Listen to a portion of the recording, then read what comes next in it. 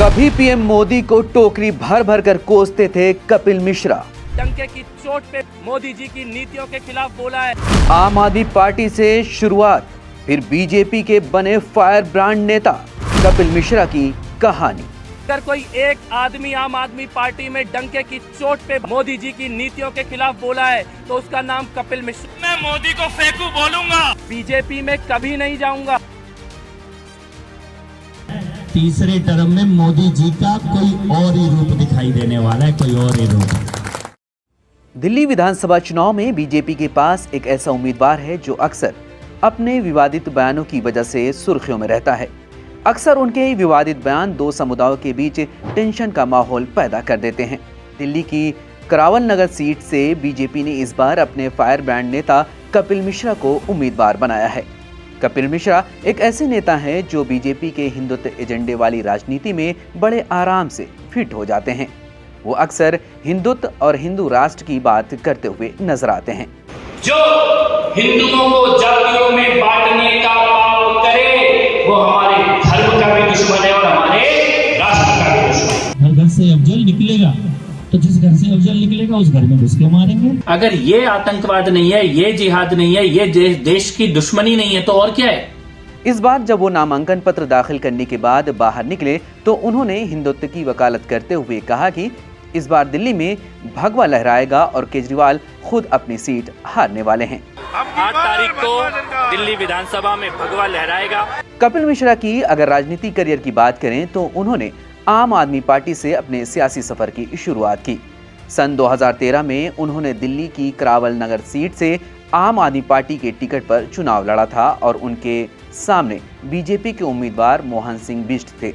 इस चुनाव में कपिल मिश्रा को हार का सामना करना पड़ा था, लेकिन 2015 के चुनाव में कपिल मिश्रा ने दोबारा आम आदमी पार्टी के टिकट पर बीजेपी के उम्मीदवार मोहन सिंह बिष्ट के खिलाफ चुनाव लड़ा और इस बार कपिल मिश्रा ने बीजेपी के उम्मीदवार को करारी शिकस्त दी।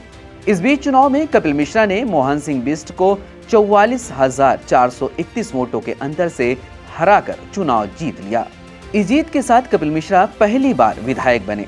23 फरवरी 2015 को शपथ ग्रहण समारोह में कपिल मिश्रा एक ऐसे विधायक थे जिन्होंने संस्कृति भाषा में अपनी शपथ ली। 2015 के चुनाव में आम आदमी पार्टी को दिल्ली में भारी जीत मिली और अरविंद केजरीवाल दिल्ली के सीएम बने।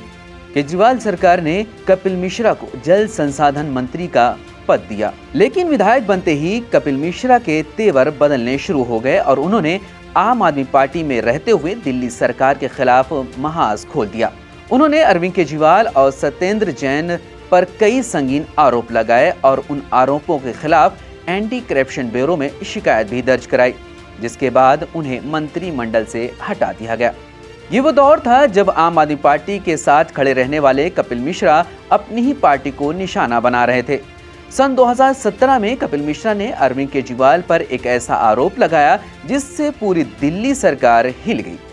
दरअसल मिश्रा ने अरविंद केजरीवाल पर 2 करोड़ रिश्वत लेने का आरोप लगाया और दावा किया कि उन्होंने अपनी आंखों से केजरीवाल को सत्येंद्र जैन से 2 करोड़ रुपए लेते हुए देखा है। मैंने अपनी आंखों से देखा है, अरविंद केजरीवाल जी के घर पर देखा है। सत्येंद्र जैन जी 2 करोड़ रुपए अरविंद केजरीवाल जी को नकद देते हुए मैंने अपनी आंखों से देखा है। ये रुपए केजरीवाल ने अपने आवास पर लिए थे। मिश्रा के अनुसार जब उन्होंने केजरीवाल से इस बारे में पूछा तो उन्होंने कुछ नहीं बताया। मिश्रा ने इस मामले की शिकायत एसीबी में दर्ज कराई और उन्होंने अपने आरोपों को लेकर लाइव डिटेक्टर टेस्ट करवाने की बात भी कही। हालांकि केजरीवाल के खिलाफ वो भ्रष्टाचार के आरोप कभी भी सिद्ध नहीं हो पाए। वहीं इस मामले के बाद मिश्रा को आम आदमी पार्टी से निकाल दिया गया। इसके बाद कपिल मिश्रा ने बीजेपी की तरफ रुख किया और सन 2019 में बाज़ाब्ता तौर पर बीजेपी में शामिल हो गए। ये वो साल था जब देश भर में नागरिकता संशोधन कानून सीए और एनआरसी के खिलाफ प्रदर्शन हो रहे थे और अगले साल 2020 में दिल्ली में विधानसभा चुनाव होने थे, लेकिन ये प्रदर्शन रुकने का नाम नहीं ले रहे थे। इस बीच कपिल मिश्रा का एक भड़काऊ भाषण सामने आया जिसमें वो प्रदर्शनकारियों को धमकी देते हुए नजर आए। उन्होंने अपने भाषण में कहा कि अगर पूर्व उत्तर दिल्ली में सीए के विरोध में प्रदर्शन करने वाले लोग 3 दिनों के अंदर नहीं हटे तो वो पुलिस की भी नहीं सुनेंगे और सड़कों पर उतरेंगे। डीसीपी साहब हमारे सामने खड़े हैं। मैं आप सबके बिहाफ पे ये बात कह रहा हूँ, ट्रंप के जाने तक तो हम शांति से जा रहे हैं, लेकिन उसके बाद हम आपकी भी नहीं सुनेंगे अगर रास्ते खाली नहीं हुए तो। जिसके बाद दिल्ली में एक भयानक दंगा हुआ और इस दंगे में लगभग 53 लोगों की मौत हुई। इस दंगे को भड़काने का आरोप कपिल मिश्रा समेत कई लोगों पर लगा। हालांकि कपिल मिश्रा ने दंगा भड़काने के आरोपों से साफ इनकार किया, जबकि दिल्ली माइनॉरिटी कमीशन की रिपोर्ट में कपिल मिश्रा के इस बयान को भड़काऊ बताते हुए कहा गया कि उनके भाषण के फौरन बाद दंगा भड़क गया। इसके बाद कपिल मिश्रा के खिलाफ केस भी दर्ज हुआ। इस दंगे के बाद सन 2020 में दिल्ली विधानसभा चुनाव हुआ। इस चुनाव में बीजेपी ने कपिल मिश्रा को मॉडल टाउन से उम्मीदवार बनाया, लेकिन वो आम आदमी पार्टी के उम्मीदवार अखिलेश त्रिपाठी से चुनाव हार गए। कपिल मिश्रा के परिवार की बात करें तो उनका ताल्लुक उत्तर प्रदेश के जिला देवरिया से है। उनकी मां बीजेपी की नेता रही हैं। वो पूर्व दिल्ली नगर निगम की मेयर भी रह चुकी हैं। दिल्ली यूनिवर्सिटी से पढ़े कपिल मिश्रा उस समय भी राजनीति में काफी सक्रिय रहे और उन्होंने कई आंदोलन में हिस्सा लिया।